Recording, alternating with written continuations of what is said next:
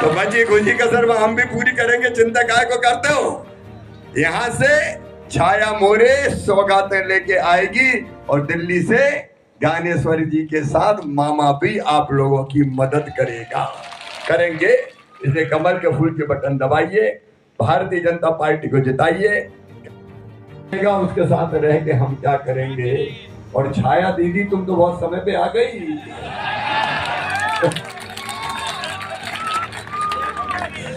संजय शुक्ला भी आ गए। अच्छा क्या करेंगे कांग्रेस को बताओ। ऐसे उल्टे सीधे फैसले कर रही है। भाई एक पित्रोदा बाबा सैम पित्रोदा को रोज बयान देते रहते हैं। एक बात उनने कही, कांग्रेस के नेता स्वर्गीय राजीव गांधी जी के सलाहकार और राहुल गांधी के गुरु।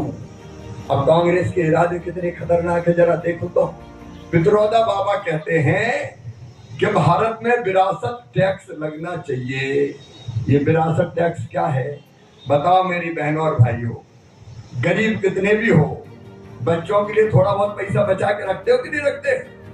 अरे रखते हो कि नहीं? पेट काट काट के बचाते, मकान बनवा देंगे, दुकान करवा देंगे। विरासत टैक्स का मतलब है कि अगर आदमी मर गया तो जितनी कमाई छोड़ के गया उसका 55% सरकार जब्त कर देगी, परिवार को केवल 45% मिलेगा। बताओ अपने जीवन भर की बचाई हुई कमाई सरकार को छीनने दोगे क्या? छीनने दोगे क्या? लेकिन कांग्रेस के इरादे ऐसे ही है। ये भारत की संस्कृति से नहीं जुड़े, जीवन मूल्य और परंपराओं से नहीं जुड़े। एक बात और मुझे तकलीफ होती है कहते हुए, पित्रोदा बाबा ने कहा कि भारत में तो अलग अलग लोग हैं। नॉर्थ ईस्ट में चीनी जैसी सूरत है, दक्षिण में बोले अफ्रीका जैसी सूरत है, पता नहीं कौन कौन से रंग और सूरत। क्या बात करते हो तुम? ये कांग्रेस की घटिया सोच है, रंगभेदी सोच। इसका हम घनघोर विरोध करते हैं। अरे सैम पित्रोदा, राहुल गांधी, तुम्हें नहीं मालूम ये भारत की पवित्र धरती है जिसने पूरी दुनिया को एक परिवार माना है। अयम निजम परा वेत्ति गणना लघुचेत साम उदार चरिता नाम तो वसुदैव कुटुंबकम। ये मेरा है, ये तेरा है। ये सोच छोटे दिल वालों का होता है। जो बड़े हृदय के होते हैं वो तो कहते हैं सारी दुनिया ही एक परिवार है, सारी दुनिया ही एक परिवार है। और इसलिए हम गाते हैं धर्म की जय हो, अधर्म का नाश हो, प्राणियों में और विश्व का। ये आम आदमी जानता, राहुल बाबा, विश्व का कल्याण हो, हर भारतवासी गाता है, लेकिन राहुल गांधी को समझ में नहीं आता है। ये समाज को तोड़ना चाहते हैं, ये समाज को बांटना चाहते हैं। ये सोच भारतीय नहीं है, ये सोच अभारतीय है। राहुल गांधी और कांग्रेस भारत की संस्कृति से कट गए, जीवन मूल्य से कट गए, परंपराओं से कट गए, सोच से कट गए, भारत की माटी से कट गए।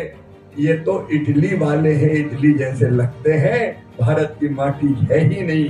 भारत की माटी और भारत की नदियों का बहने वाला पानी जैसे इनकी रगों और नसों में नहीं है। ये तकलीफ की बात है। कहाँ ले जाना चाहते हो भारत को? क्या भारत को इटली बनाना चाहते हो? क्या भारत को अमेरिका बनाना चाहते हैं? भारत भारत रहेगा।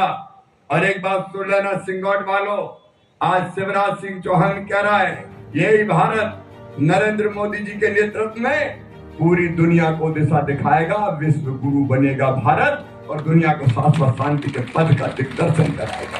ये होने वाला है, ये भारतीय जनता पार्टी करेगी। कांग्रेस के पास का रोक नहीं है। और इसलिए आज मैं आप सबसे निवेदन करने आया हूं, कोई चूक ना हो जाए। आप ईमानदारी से बताना, आज कांग्रेस को वोट देने का कोई फायदा है क्या? बहनों तुम भी बताओ, कोई फायदा है क्या? कांग्रेस बची काय में, न ढोल में, न मदड़िया में। क्या में बची कांग्रेस? दिल्ली में भी सरकार नहीं और यहाँ भी सरकार नहीं। मैं आज पूरे टाइम देख रहा था कि कहीं कांग्रेस का एक झंडा तो मिल जाए। कहीं नहीं दिखा भैया। कांग्रेस ढूंढते रह जाओगे। ये पूरी तरह से राहुल बाबा कांग्रेस को समाप्त करके ही चैन की सांस देंगे। अच्छा महात्मा गांधी की बात मान रहे राहुल? पंडित जवाहरलाल जी ने नहीं मानी। महात्मा गांधी ने कहा था आजादी के बाद कि कांग्रेस आजादी की लड़ाई का आंदोलन था। भेंट कर दे और अगले उद्बोधन के लिए मैं हमारे लोकप्रिय सांसद और भारतीय जनता पार्टी के प्रत्याशी आदरणीय निमाड़ का तकदीर और तस्वीर बदलने का काम क्या है। माननीय प्रधानमंत्री मोदी जी ने हमारे गरीबों के कल्याण की योजनाएं बनाकर गरीबों के चेहरे पर चमक लाने का काम किया है और उसी के साथ साथ हमारी बड़ी संख्या में आप बहनें बैठी है। अभी हमारे फिकन गांव के अंदर अभी हमारे माननीय मुख्यमंत्री जी ने खुले मन से कहा कि मैं शिवराज सिंह चौहान जी को धन्यवाद देना चाहता हूँ कि शिवराज सिंह चौहान जी ने हमारी बहनों के खाते में 1250 डालने की शुरुआत करी और उस योजना को हमारे मुख्यमंत्री जी ने निरंतर चालू रखने का काम किया है। ऐसे बहनों के भाई आप सब लोगों से आशीर्वाद लेने के लिए आया है।